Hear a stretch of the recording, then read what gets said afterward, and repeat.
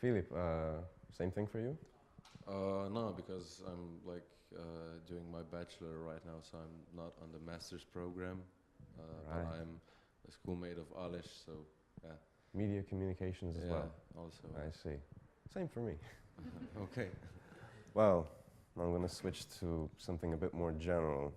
I think all of you can answer this. What do you think is currently missing right now in the film industry? Is there anything you miss? Is there anything that should be changed or not changed, left alone? If we look at, I don't know, like the bigger part of the movie industry or the film Pretend industry. that you're a film critic. Okay. What is it that you like? What defines a good movie for you? Well, a good script or a good idea. But if we talk about, I don't know, the things that are popular right now, I could say that the whole sci-fi or the CGI process is becoming too authentic. Yes, I agree.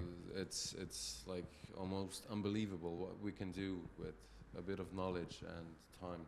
Are there any filmmaking techniques that you particularly enjoy? Well, I'm still searching for my style or for my. I quite enjoy single shot sequences. Okay. Yes. So you like something like, I don't know, Victoria movie, if you know it. Yes, I've seen it. Yeah, okay, I think it's really good, yeah. Alish, is there anything that you would like to comment on the current state of things in the filmmaking world? I would agree with Philip. If you have a good idea, you will make a good movie. And I think today a lot of filmmakers don't have that good idea. And the results are bad movies, remakes. A lot of remakes are currently on air. And I think that's the biggest problem. Films made only for profit. Yeah, exactly. A terrible thing. How about you, Katja? Yeah, I would agree with that. That idea is the critical point of the critical point that is missing right now. But I don't know. I don't watch that many movies anymore. I don't know how that happened. You have decided to make them instead. Yeah.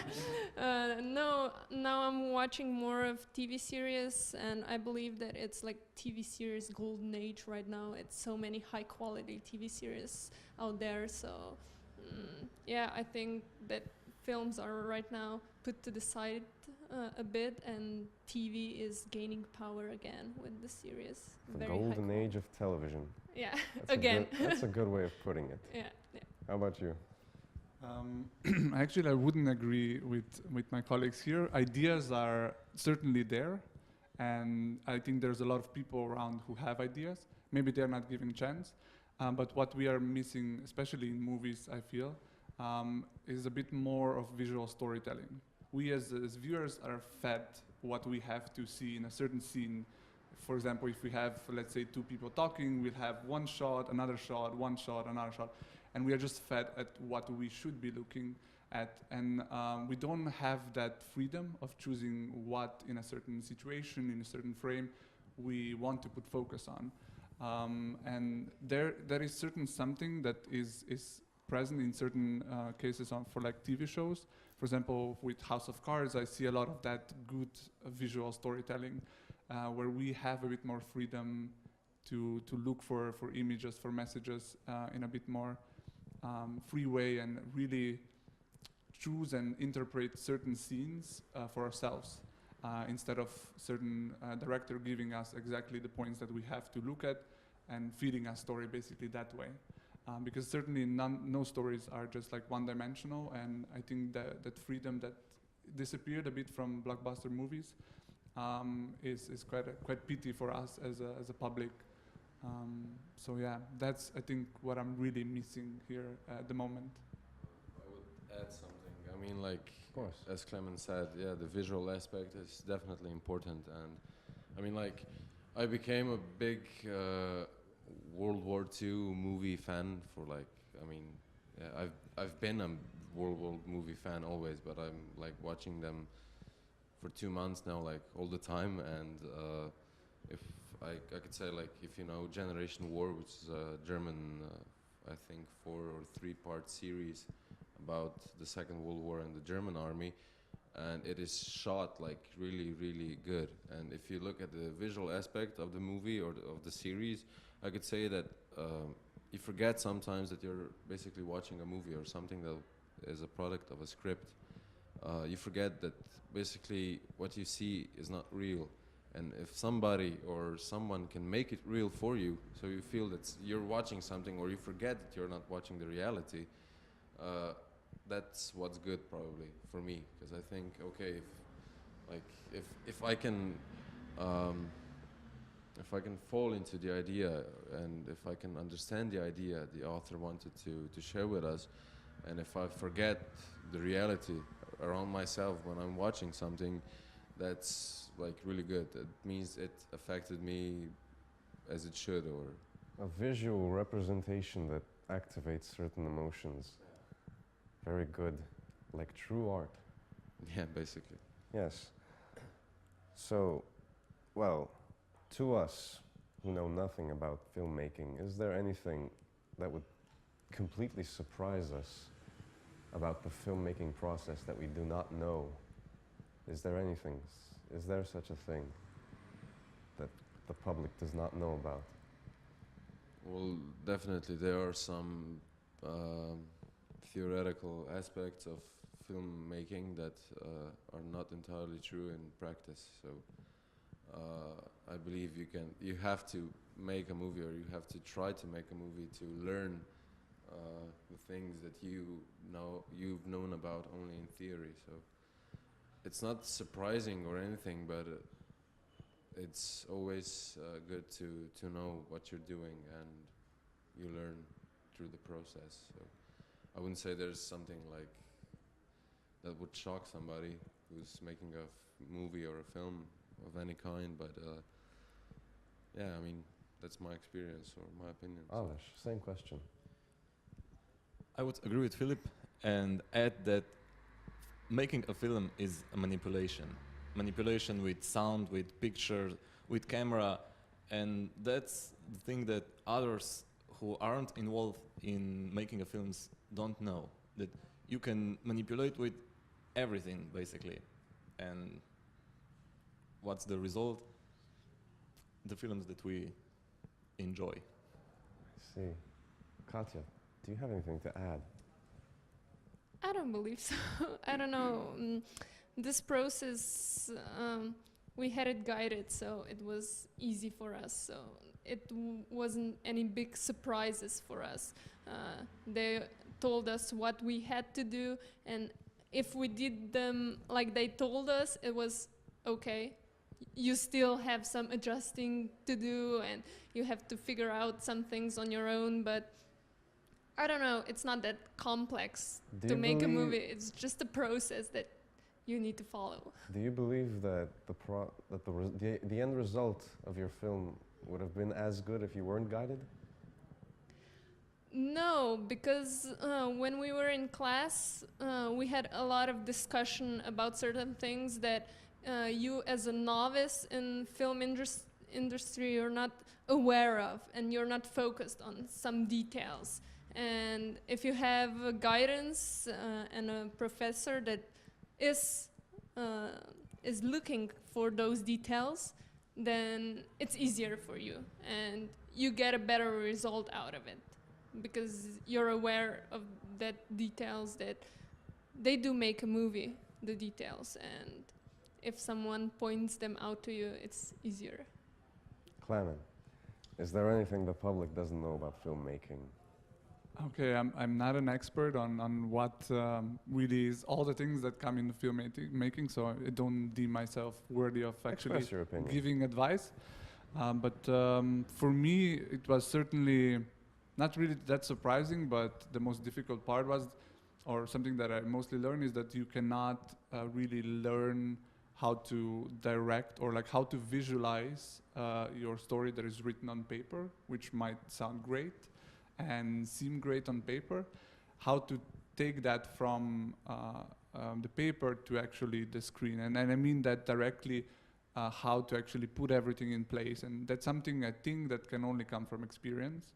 That's not something that can be learned. Okay, you can understand a lot of things theoretically, but actually practically doing it, being on the street, filming something, and capturing that same moment that you wanted to capture with words is quite a challenge, and it's something I think that really can only come from experience. You mean you can't learn it from theory, from a book or anything? You need to learn it by doing it. Yes.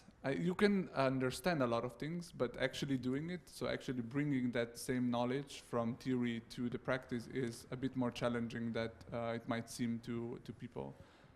Certainly you can learn a lot from books and a lot from other filmmakers, but it's something else to discover it for yourself and actually know with yourself what you're doing and how you're doing it.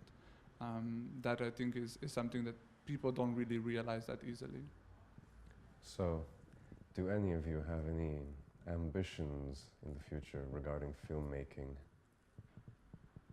Yes, Philip? Do you have anything to share? Not entirely in filmmaking or like only in I don't know, creating a movie and a movie and a movie and another movie. Isn't that called filmmaking? Yeah, I mean, I want to, as I'm a musician, and I tend to see myself, or I think that I would be better off doing, I don't know, different music videos or something that's incorporated with music. So not entirely movies, probably. I'm not going to film another musical or something like that either, but yeah, probably music videos and Well, you have to probably start short somewhere. movies. Yeah, I have to. I mean, I did. I made a movie, but Do you have any advice for anyone wanting to get into the business? yeah, watch a lot of movies. Yeah, and get to know different aspects of filmmaking, because everybody has his own style or his own way of telling things to the people watching. So, yeah. Anyone else? Any ambitions? Any plans for the future? Oh, yes. I wouldn't say directly for like filmmaking, but since I work mostly now in social media and like social media management, video is something that is quite dominating content at the moment, and visual storytelling comes directly in it. So from that point, I am being even maybe sometimes unknowingly, I'm being dragged into doing more and more with video and using the creative ideas to tell stories, even for brands, through video, because that is what is most engaging, most interesting to audiences on social media. Even though that might rarely be considered filmmaking, is still a process of visual storytelling.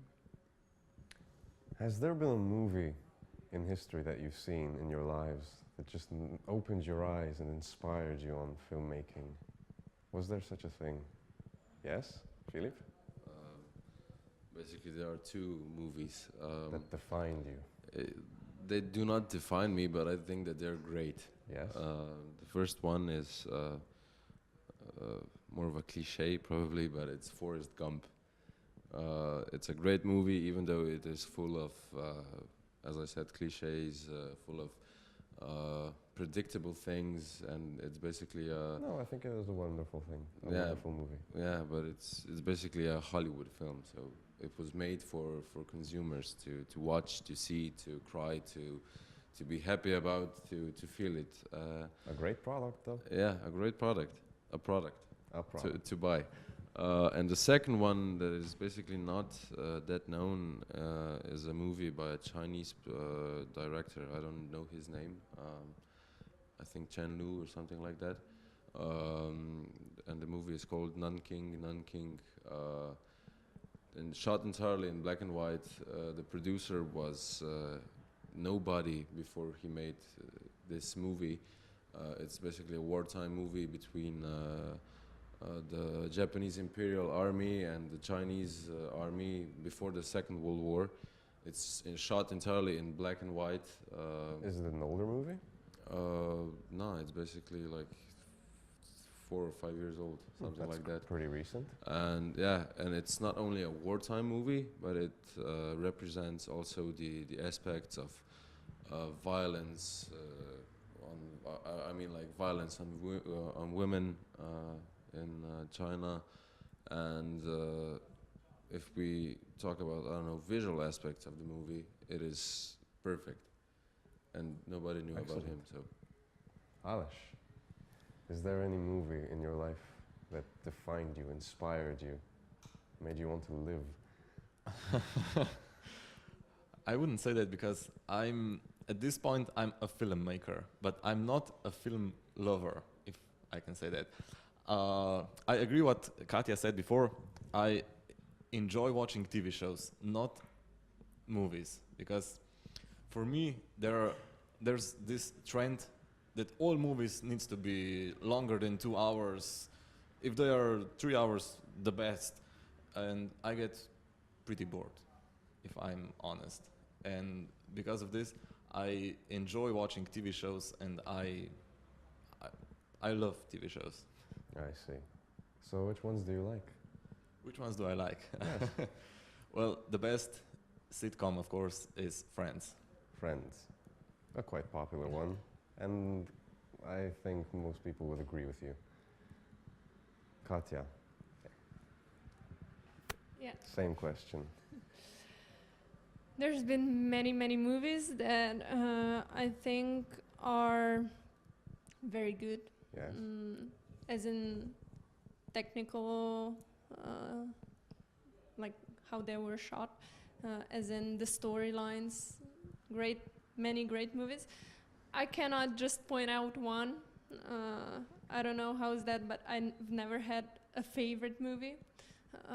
I do have movies that I watch many times, not just one time, but I do not have favorites, and I do think they influence the way I see the world, but I don't think that one movie can change my life. So yeah, that's it. I do watch TV shows, but I don't know. It's the same with TV shows. I do not think that they influence my life in the way that they would change something so radically. I wouldn't change my life just because of a TV show. So I hope not. I understand. Clement, would you have anything to add? Well, it's quite a difficult question. I do watch a lot of movies, but when I was young, I read a lot. I read a lot of books, and I do remember like the first movie that really mesmerized me and got me to watch more movies was Lord of the Rings franchise. And I don't know why. I think it's just got the ideas that I got from the books, which I loved since I was little, well to the screen, and that's something that got me as a fantasy buff really hyped about also movies, because before I didn't really believe that fantasy is all that good on movie screens as well. Well, it's been an interesting time with you. We've heard a lot of interesting things, a lot of information.